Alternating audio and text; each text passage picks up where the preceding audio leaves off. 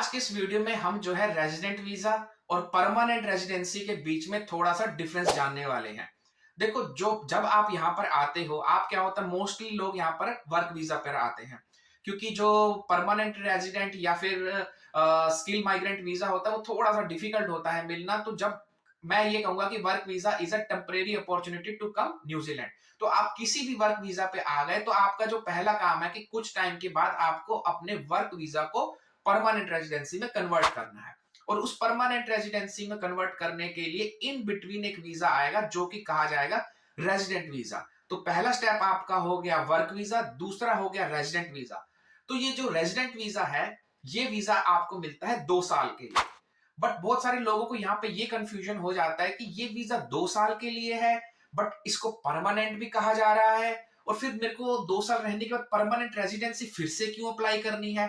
तो देखो, ये भी आप कह सकते हो कि एक परमानेंट रहने के लिए टेम्परेरी अपॉर्चुनिटी है। तो रेजिडेंट वीजा में एक क्लॉज है कि ये 2 साल के बाद एक्सपायर हो जाता है, मगर आप इस वीजा के अंदर न्यूजीलैंड में रह सकते हो परमानेंटली। अब आप कहोगे एक्सपायर भी हो जाता है, परमानेंटली भी कैसे रह सकता हूं।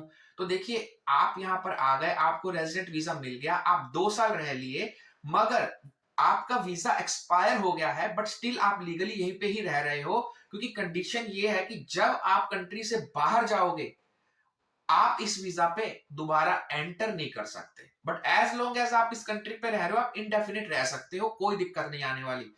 बट जब आप बाहर गए तो आपको वापस आने के लिए कोई और वीजा आपको अप्लाई करना पड़ेगा। तो इसलिए रूल ये कहते हैं, ज्यादातर लोग ये करते हैं, इनफैक्ट मैंने भी ऐसे किया था, कि 2 साल रहने के बाद स्ट्रेट अवे आप परमानेंट रेजिडेंसी इंडेफिनिट अप्लाई करने के लिए एलिजिबल हो जाते हो। तो आप जब वो इंडेफिनेट वाला आपके पास पीआर आ जाता है, परमानेंट रेजिडेंसी आ जाती है, तो वो जो है लाइफ टाइम के लिए वैलिड रहती है। उसको कोई भी अप्रूव डिसअप्रूव नहीं कराना होता। एक बार जो आपका वो पासपोर्ट में लग गया तो लग गया। हाँ, अगर इन केस आपका पासपोर्ट चेंज हो जाता है तो फिर ऑफ कोर्स आपको जो है वो सारे नंबर जो है उसमें चेंज कराने पड़ेंगे। मगर आपको बार बार वो जो अंदर बाहर आने वाला जो वीजा है ना, वो सब अब आपका खत्म हो चुका है। आप इसके ऊपर लाइफ टाइम रह सकते हो, कहीं पे भी आ सकते हो और जा सकते हो। फिर इस परमानेंट रेजिडेंसी के ऊपर एक दूसरा क्वेश्चन लोगों के ऊपर ये आता है कि क्या इस परमानेंट रेजिडेंसी के बाद मैं ऑस्ट्रेलिया में काम कर सकता हूं। तो देखो, इसका आंसर है नो। ठीक है, ये जो परमानेंट रेजिडेंसी है वो सिर्फ यहीं के लिए ही वैलिड है। क्योंकि लोग इस क्वेश्चन को जो है बार बार इसलिए पूछते हैं, वो ऑस्ट्रेलिया के पीआर के साथ इसको कंफ्यूज कर जाते हैं। क्योंकि ऑस्ट्रेलिया का जो पीआर है वो कहा जाता है कि उसके थ्रू आप न्यूजीलैंड में काम कर सकते हो, बट ये वाइस वर्सा काम नहीं करता। आपका जो पीआर है वो इसी कंट्री के लिए ही वैलिड है। इनफैक्ट अगर आपका कहीं अच्छा, फिर उसके बाद बहुत सारे लोग ये सोचते हैं, मेरे पास यहाँ पर पीआर है, मैं जो फ्लाइट्स हैं ऑस्ट्रेलिया वाया ऑस्ट्रेलिया लेके निकल जाता हूं। तो ये चीज भी आपको क्लियर कर दूं, आपके पास चाहे रेजिडेंस वीजा है चाहे परमानेंट रेजिडेंस वीजा है, इसका ऑस्ट्रेलिया से कुछ नहीं लेना देना।